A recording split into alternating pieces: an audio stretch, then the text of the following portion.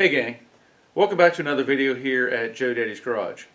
In my previous video, I replaced the lower ball joints and the upper control arms on this 2006 Mitsubishi Raider, which is really just a Dodge Durango with different sheet metal on it. I said in that video that I was going to follow up with a disc brake video, and that's what this will be. I'm going to replace the rotors and brake pads on the front of this Mitsubishi Raider. To do that, I'm going to be using brake pads that are from AC Delco and rotors that are Rebestos. Now these rotors have a coating on them to help with rust and corrosion, which if you notice in the previous video that I did, I had a hard time getting the wheels off of this truck because it came from up north. Now these pads and these rotors were bought from Rock Auto. Now to do this process, I will have to jack the truck up, get a jack stand under it, remove the left front wheel, and also open the hood and check the reservoir in the master cylinder to see how much fluid is in it, because to do this process I will have to compress the caliper and that fluid will go back up into the reservoir, so I need to make sure it's not over serviced. So as I said, I will need to monitor the fluid level in the reservoir so that as I compress the calipers, push the pistons back in, the fluid will come back up, and I need to make sure there's not so much that it comes out of the top. If there is, I will have to extract that out. So just got to keep an eye on that. To start this process, I need to remove the caliper. I'll need a 13mm wrench, and I've already had this apart before when I did the ball joint repair, but normally I would use a mallet and strike the wrench to break it loose. Now this particular setup has a sleeve that the bolt turns into, and sometimes it'll turn and not let the bolt come loose. So you follow up with a 17mm wrench and it'll hold it on that sleeve, and then you can turn the bolt out.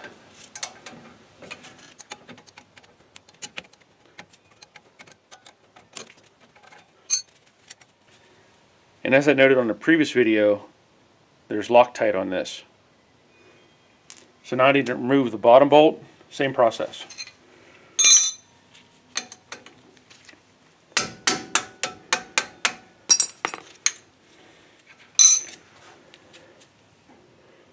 At this point you can take a screwdriver, use it as leverage off the bracket.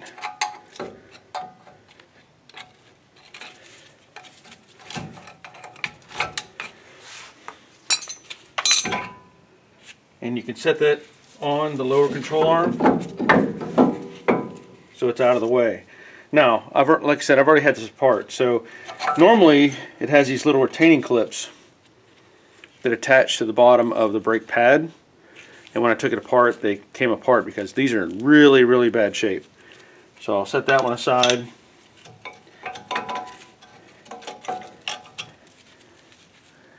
Look how bad that is. Not much left at all. And I'll set this one aside as well. You can, I don't know if you can see that very well, but these little retainers, they have sliders. So as the caliper and as the pads wear out, the caliper has to compress and it'll move on these sliders. That's where the bolts were at.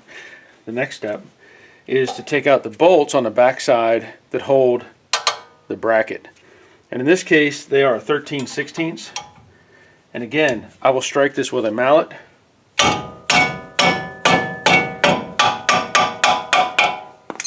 Because I like my hands. Years ago I would have hit that with my palm, you know, try to drive it loose. I've learned a lot since then.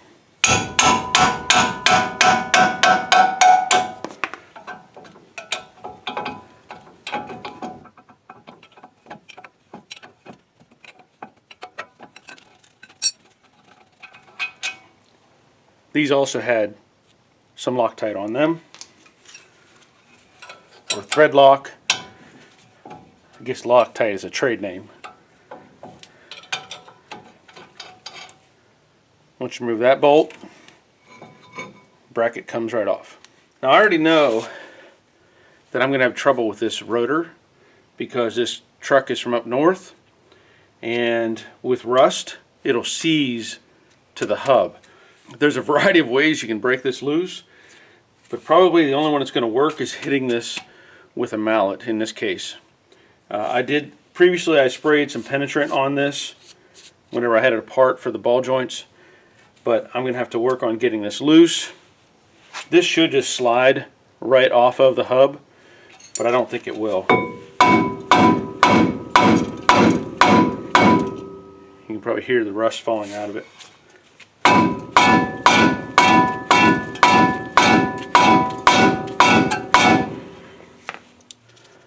I spared you the violence, but I had to strike this with this hammer to break it loose.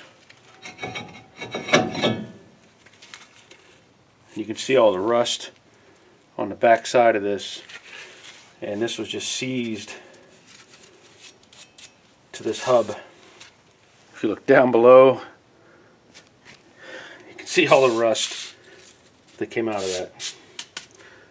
You know, as I look at this rotor a little bit closer, it has tremendous amount of pits in it from rust all the way around. I've never seen a rotor do that. Now you may not need to do what I'm going to do, but I'm going to knock off some of this rust around this edge just to help prevent it from seizing up the next time.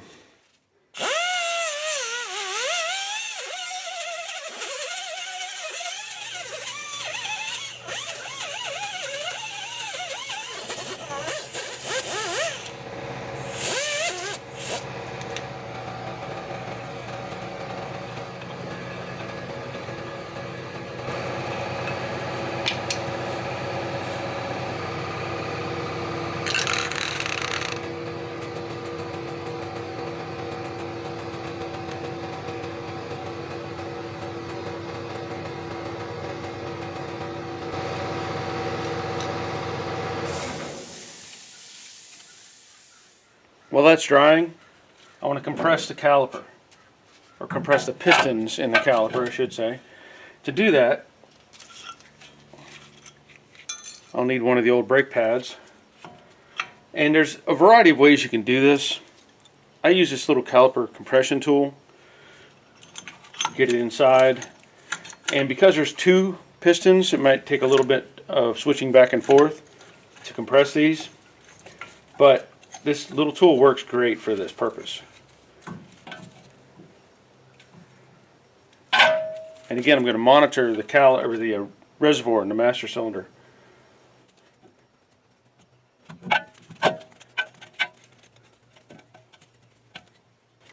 Another way you could do this is with vice grips, big C-clamp vice grips.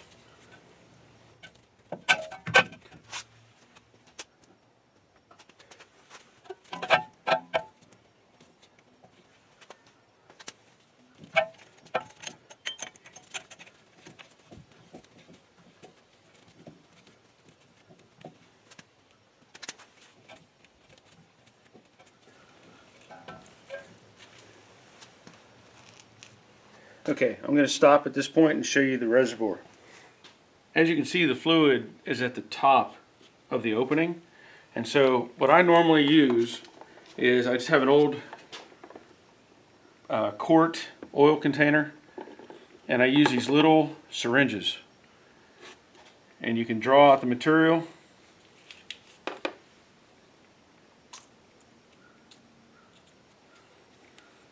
And then put it in the syringe, or in the container. I used to use like a turkey baster, that works too. The fluid's nice and clean, which is a good sign. And what I'll do is continue to compress the caliper until it fully is seated, and again monitor this. So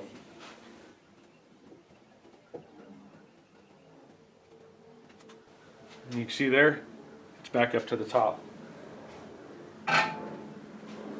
Now the reason for that is if you go somewhere to get like your oil changed or something, they'll typically try to top off their master cylinder, and I'm not a fan of that because the design feature is a sealed system basically. So whenever you compress the caliper, the fluid comes back. Now you have to deal with this. as it goes down, that's normal. Now if it starts to show a brake light or something like that, there is a problem and you will need to add fluid, I guess. But I typically don't add fluid to my vehicles.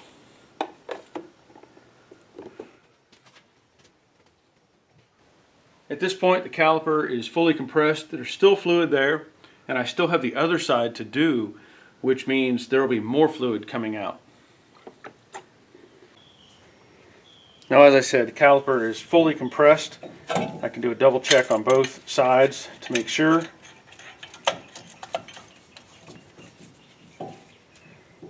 And they're both seated.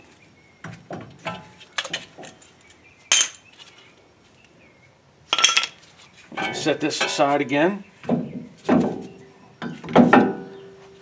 I want to get the new rotor in place. Now these rotors will come in a plastic bag, and usually there's a bit of an oil film on these. So what you'll need is just some brake cleaner and paper towel. Spray some on the towel and wipe down that oil to get it off of the contact surfaces for brake pads. Now I did notice, these rotors have a coating on them which should help with fighting the rust or the wheel bonding to it, but on the inside it doesn't have anything.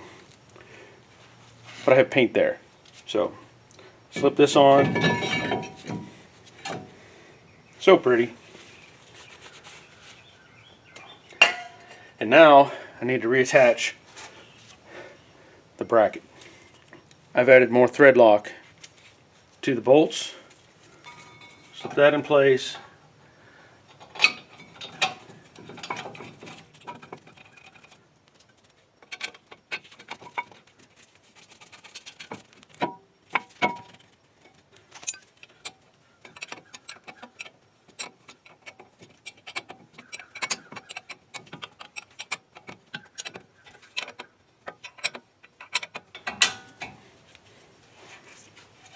Now at this point, I'm just going to make these tight. If you want to look up the torque specs, I suggest you do that. I'm not going to, announce a number and say this is what the torque spec is, because I just make them tight.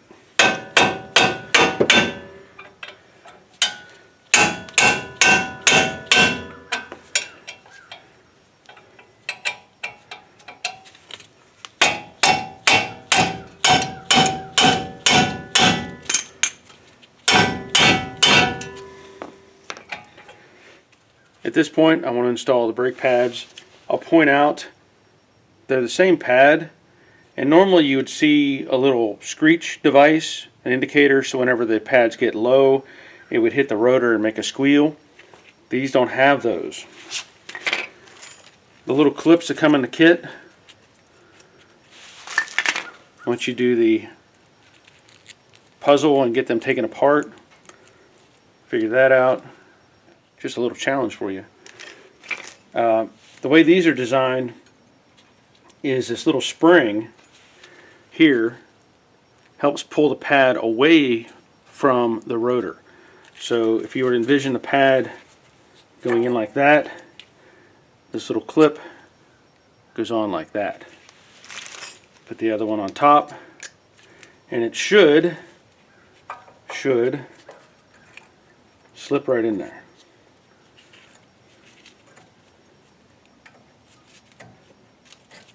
And it does. But see what that does? It helps keep the pad from rubbing on the rotor.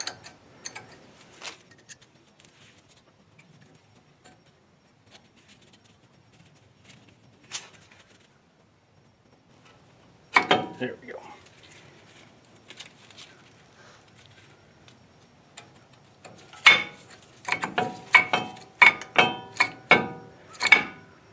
Okay.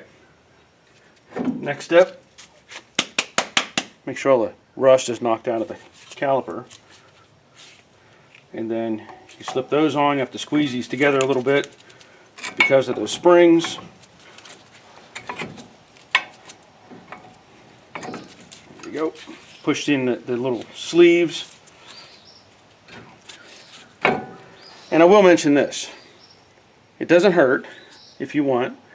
You can take those sleeves out of the bracket, clean them up, and re-grease them. These are moving very nicely, so I'm not going to worry about that. I'm going to add a little bit of Loctite to the bolts that hold the caliper on.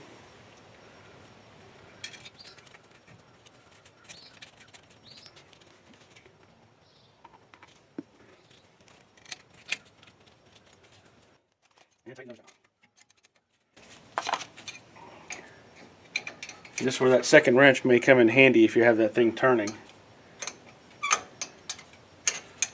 Alright, my camera kicked off for some reason. However, I want to finish tightening these, like I was saying. And again, if you want it to work spec, I'm sure they're available online. I've already snugged this one down pretty much.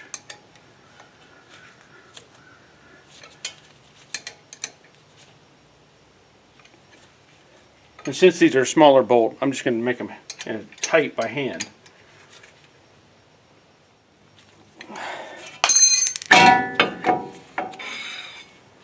And that's it. That's everything for doing the rotor and brake pads. Okay, that's going to be the end of this video.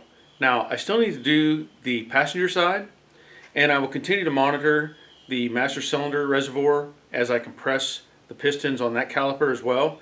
So keep that in mind whenever you do your project. And other than that, I hope it was pretty straightforward. Hope you found some good information that could help you with your brake job. And if you'd be so kind, throw a thumbs up on this video. If you haven't already, I ask you to subscribe. Leave a comment what you think about this video. And that's going to be it. Until next time, take care of yourselves. See ya.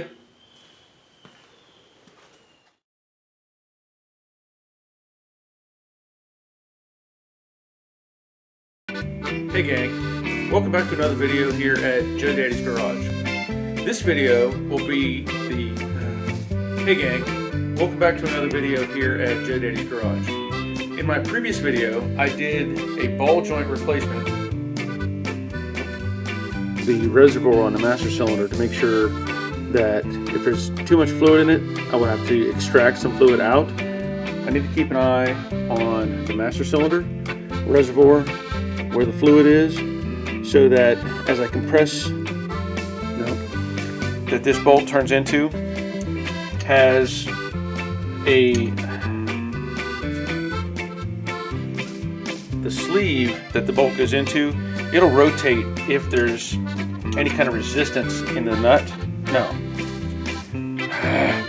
On this 2006 Mitsubishi Raider / Dodge Durango.